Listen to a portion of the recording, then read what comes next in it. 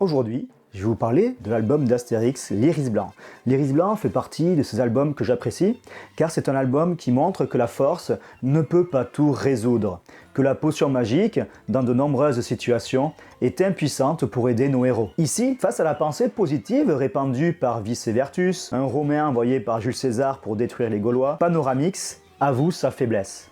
Nos héros devront alors user de ruses, d'intelligence pour empêcher Vicevertus de faire pousser son iris blanc dans le village. Iris blanc qui symbolise la pensée positive. Pensée positive qui n'aura en réalité qu'un seul but, ramollir les Gaulois pour faire taire en eux tout désir de révolte, de contestation de l'autorité romaine. D'autant plus que la pensée positive de Vicevertus se propage à grande vitesse. Vicevertus va réussir à endormir la méfiance de presque tout le village gaulois en leur distillant des phrases toutes faites qu'on est censé répéter pour se sentir mieux, pour être en phase avec le monde et les autres. Son projet se réalise alors à la perfection et avec une grande efficacité.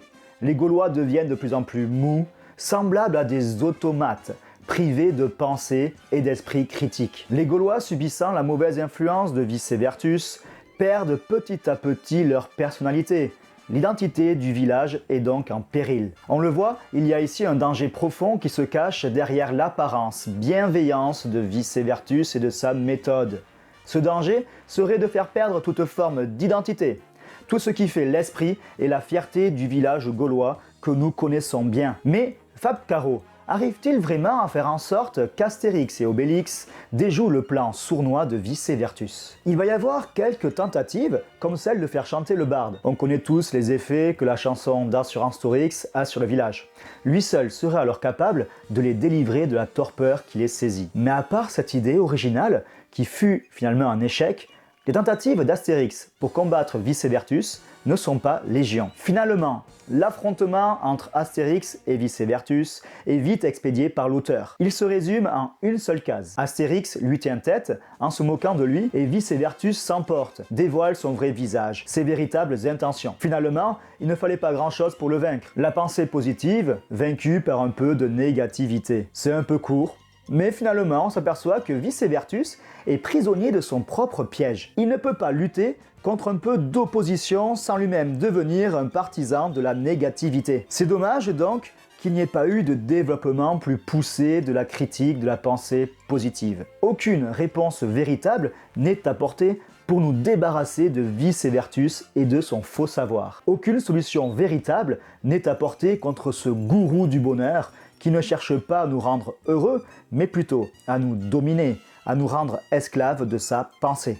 Je parle de gourou, car Vicevertus me fait penser à ces chefs que l'on retrouve dans les sectes. Le gourou n'hésite pas à anesthésier la pensée de ses adeptes, dans un seul et unique but, asseoir son pouvoir, son emprise psychologique sur eux. Et voilà le véritable danger de la pensée positive, enlever toute forme de négativité dans le monde, négativité pourtant nécessaire pour réfléchir et penser. Car comme le dit Alain, dans son livre Propos sur les pouvoirs, penser c'est dire non. Tout accepter en bloc, de manière aveugle, c'est le signe, dit-il, d'un homme qui s'endort. La pensée positive est une pensée qui se satisfait d'elle-même, qui se repose sur ses acquis, et qui plonge l'homme dans un sommeil profond, fait de préjugés et d'idées préconçues. Au contraire, le réveil secoue la tête et dit non.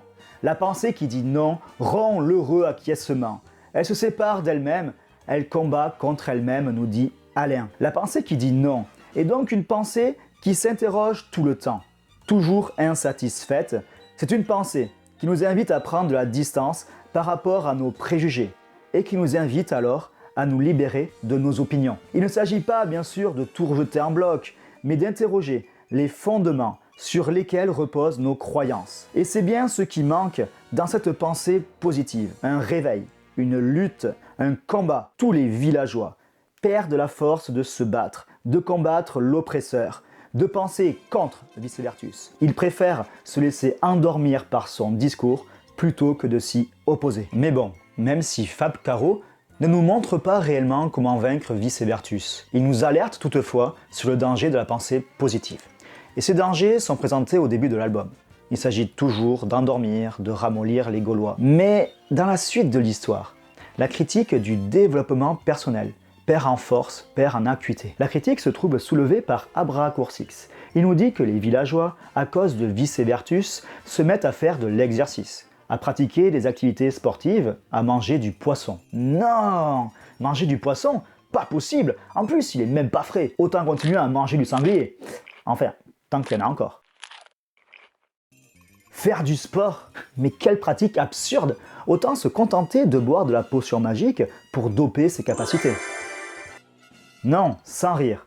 On voit très bien que ce que critique Abracoursix est un type de vie sain, équilibré, le plus à même de favoriser la santé du corps. On est loin ici d'une pensée qui ramollit, qui nous fait perdre notre vitalité, car il faut bien comprendre, contre toute conception dualiste, qui sépare le corps de l'esprit, que le corps et l'esprit fonctionnent ensemble. Les bienfaits que l'activité sportive a sur notre organisme se répercutent nécessairement sur notre pensée. La santé du corps, alors, va donc avoir un impact très fort sur notre pensée. Elle va l'aiguiser, la rendre plus véloce, plus forte. On voit ici que la dénonciation de la pensée positive est en partie ratée. Fab Caro n'arrive pas à apporter une critique décisive de ces marchands de bonheur ambulants. Finalement, au lieu de critiquer en profondeur la pensée positive, Fab Caro nous montre de manière assez incompréhensible tous les bienfaits de la méthode de Vice Vertus.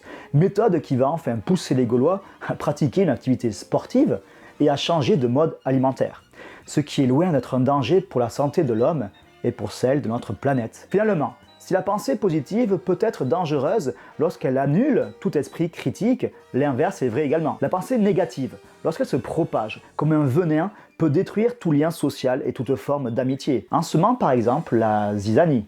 Mais ça, c'est une autre histoire.